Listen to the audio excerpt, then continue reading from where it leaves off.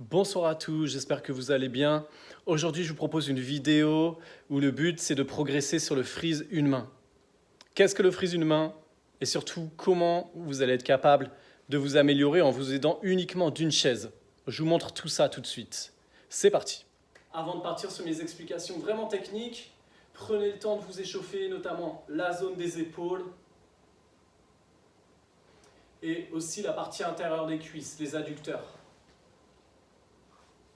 En faisant ce type de mouvement, en alternant 10 secondes d'un côté, 10 secondes de l'autre, voire plus, si c'est nécessaire.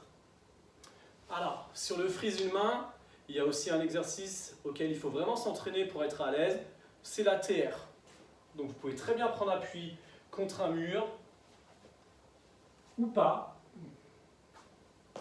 et vous pouvez vous entraîner à faire plusieurs séries d'équilibre. Voilà, ça vous permet de bien vous échauffer, bien vous gainer. Maintenant, vous allez pouvoir chercher votre chaise. Alors moi, en ce qui me concerne, j'ai de la chance. Ma chaise, elle est hyper adaptée à ce que je vais vous faire faire. Alors, donc moi, je prends appui en fait sur la main droite. Le freeze une main, l'idée c'est de tenir en équilibre, forcément, sur un seul bras. Donc là où la chaise elle va être intéressante, c'est que ça va vous servir d'appui. Donc avec la main qui normalement est libre, moi je prends appui sur la chaise. Et donc dans un premier temps, je vais juste chercher à prendre appui avec une main au sol et à décoller les jambes. Juste ça, comme un ATR. Ça, c'est le premier exo. Deuxième exercice, un petit peu plus technique. Vous allez toujours prendre appui ici, une main au sol. Mais ce qui va changer, c'est la position du bassin. Au lieu d'être donc ici, le bassin tourné dans cette direction, il va falloir pivoter pour que le bassin il soit face.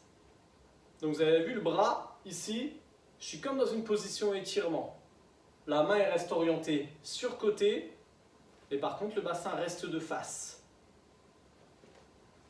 On va essayer de faire ça. Donc je prends appui ici, je monte et je tourne le bassin. Hop, tourne. Donc avec les deux pieds joints, vous allez rapidement descendre, ça va être un petit peu plus dur. On va faire ce qu'on appelle le V-kick. L'idée c'est toujours la même chose. Je prends appui, je tourne le bassin, sauf que je vais chercher à écarter les jambes.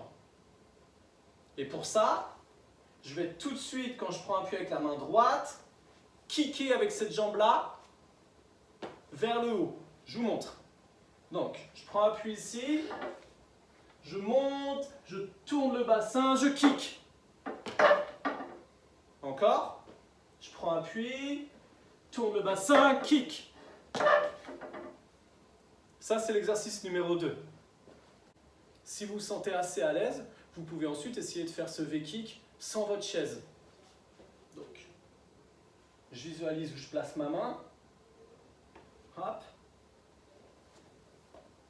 Et je vais essayer d'aller toucher le pied. Je recommence. Encore.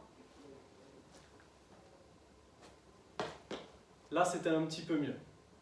Donc moi, ma faiblesse, mon point faible, j'ai pas un très bon écart au niveau des jambes. Si vous avez un super écart, vous allez avoir plus de facilité à vous stabiliser. On passe à la suite. Si vous êtes à l'aise avec le V-kick, on peut trouver une autre option. Moi perso, c'est celle que je préfère. Donc, je pars toujours en appui sur une main, mais au lieu d'écarter les jambes, je vais grouper. Je vais ramener les genoux vers ma poitrine, toujours en regardant vers vous. Donc je pars en appui d'une main,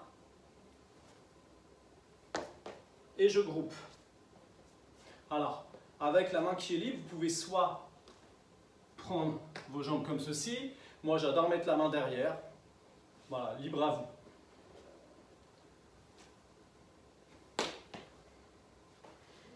Même chose, ça, ce freeze-là, vous pouvez vous entraîner avec la chaise. Je suis ici. Si ça vous rassure, surtout, utilisez-la. Alors, cette position groupée, elle va être intéressante après quand vous allez chercher à faire ce qu'on appelle le piston. Sautiller une main. Je vous montre un exemple. Donc vous êtes ici, je vais garder le bras tendu et je vais pistonner avec mes jambes. Je recommence, je suis là.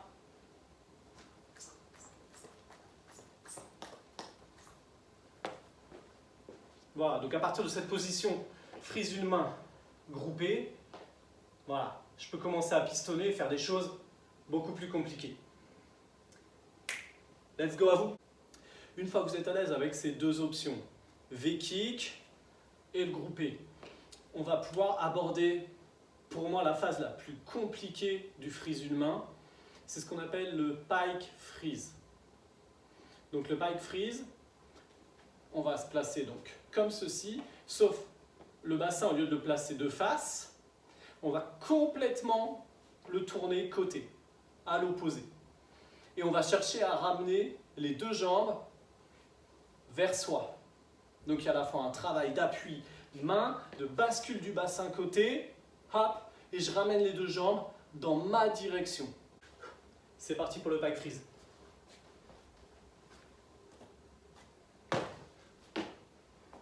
Je vais essayer de tenir, allez, un petit peu mieux. Allez, une dernière.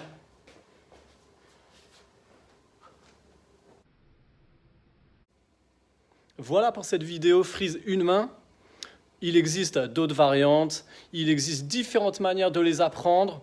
Moi, c'est voilà, ma manière de fonctionner, mais il existe plein d'autres manières d'aborder ces freezes-là.